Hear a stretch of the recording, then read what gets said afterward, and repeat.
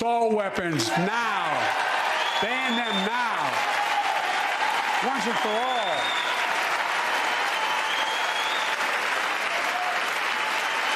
I led the fight to do that in 1994.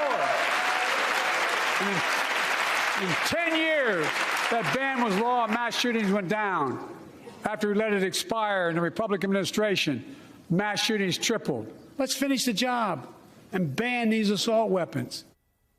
President Biden calling for Congress to ban assault weapons in the United States during this week's State of the Union address.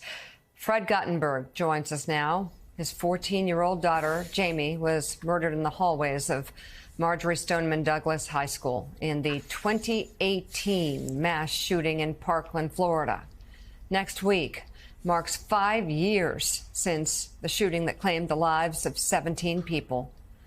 And Fred continues his tireless work to try and keep other families from having to go through this nightmare. Fred, thanks for coming back on. How are you holding up? 5 years, but it still feels like 5 minutes. You know, I was just sitting here, we were talking at the table about how 5 years ago today, Jamie was still alive. And Mika, the way my day started when Jamie was still alive was with me getting up before anyone else in my house. I've always been an early riser. But when Jamie woke up in the morning, the first things out of her mouth every morning, because watching Morning Joe for me was ritual, her day always started by saying, "Dad," she'd yell down the stairs, "are you watching Morning Joe?" And 5 years ago today, I still heard that voice every day until February 14, 2018. Because of what happened to my family, I now spend my life dealing with gun violence, supporting families affected by gun violence, because I never want to have to meet another dad who loses that voice, who stops hearing their kid, who can't find new pictures and share new memories. It ain't been easy, but we push forward. Well, it hasn't been easy is an understatement, because we're still dealing with mass shootings on a weekly, daily basis. And while there have been some steps taken, it just seems like we're getting farther and farther away from the goal. Are you still hopeful that we can have decent gun reform and measures that will make our children safe in schools? Well, I am. You know, listen, we passed big legislation earlier this year, and it's going to take a while to bend the curve on gun violence. That legislation is really just starting to take effect. We now have an ATF director who, even though legislatively is challenged, he is doing everything that he can. But here's why I am hopeful.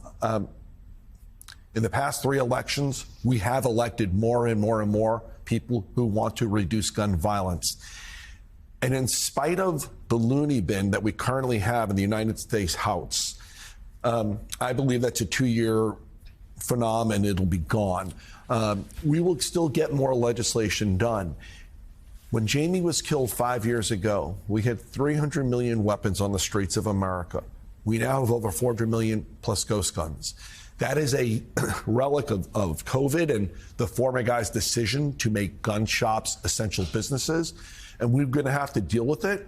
But I do know with certainty there are so many common sense things that we can do to reduce gun violence, whether it's extending the background checks, doing things with ammunition, banning the assault weapons like the president called for. These are possibilities. We were just talking about it before at the table, that over 80% of America, that over 80% of America wants done. And I think we're going to get it done. Fred, good morning. It's Willie. It's always so good to see you. Heartbreaking, but also beautiful to listen to you talk about Jamie every time. And we're so happy you're a part of our family now. Thank you. I want to ask you about the generational change that we may be seeing, because the people who make the laws right now didn't live through school shootings. I was a little bit too old to have to worry about that. I didn't do lockdown drills the way my kids do routinely and don't have a second thought about it. I didn't turn on the TV a couple times a week and see another mass shooting the way we do now. Are you hopeful that maybe a new generation of leadership, some of these activists that we've seen since Parkland, since Sandy Hook, may actually rise up and change the way we think and talk about guns in this country? Heck yeah. I mean, listen, in Florida alone, where the election was a disaster, we did elect Maxwell Frost and Jared Moskowitz. And Jared personally was very affected by Parkland. He was a part of our community. He is the reason gun safety got passed in Florida. And Maxwell is a tremendously awesome kid who is going to do great things. But even friend of the show, Dan Goldman out of New York, gun safety champions who are going to push to do more. We have a lot of work to do, but they get it. And we're going to elect more people like them. You know, listen, and anyone on the Republican side who does not want to reflect the will of the American people and who doesn't want to take on their party, who seems to have accepted that it's okay to have gun violence, that it's okay to raise a generation of kids who grow up expecting gun violence. I mean, it's a sick thought, but that's where we are with our kids today. We're going to fire them because they are putting our children at risk, and we don't have to be okay with that. Hey, Fred, 5 years goes by like that. 5 years. Jamie would probably be getting ready to do second semester at some college, probably a great college. Probably University of Florida. She was going to be a Gator. Okay, should be a Gator. Her shouting down the stairs to you every morning, hey, Dad, are you up? What are you doing? That voice. Talk about that voice that I know you still hear, and how that voice and the fact that she forfeited her future to political cowardice because of political cowardice. Yeah. How does she keep pushing you forward? Jamie was a lot of things. She was the toughest person I'll ever know, which, as her dad, was amazing and also sometimes challenging, but I miss it like you have no idea. But she was tough. But Jamie also was someone who fought for others, who always wanted to do good for others. She volunteered her time for kids with special needs. She hated bullies, and she would challenge bullies, even though she was a petite little thing.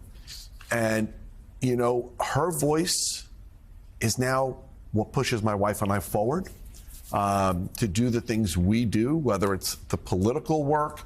You know, Jamie was obsessed with her dogs. So through our foundation, we've just started this Paws of Love initiative where we are providing companion dogs to families across the country affected by gun violence, plus the entire first year, whether it's food, grooming, veterinary training, because it's what Jamie would have wanted us to do, and it's how we can honor Jamie's memory.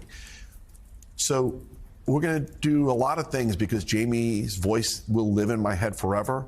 I'll keep working to stop the next one, but I also know there's another one around the corner, and we will be there for that family when it happens. You know, I really admire how you've turned your grief into a superpower, and you're doing this work, and you're going out there and you're making a difference for other people who maybe haven't had the courage or the ability or the resources, and that's really admirable. Thank you. And so you are here today in New York because you're doing something at the UN fighting anti-Semitism. Can you talk about that? So I was there yesterday, a tremendous event hosted by the second gentleman, Doug Emhoff, and my good friend Ted Deutsch, put together by Andrew Weinstein, who's currently serving at the UN. Anti-Semitism is on the rise throughout the world. It's on the rise right here in the United States of America, driven by a lot of evil forces. And by the way, a lot of the same forces that are pushing gun violence across our country. And they utilize a lot of the same methods to organize some of these different 4chan and other places that evil exists. And anti-Semitism was on, they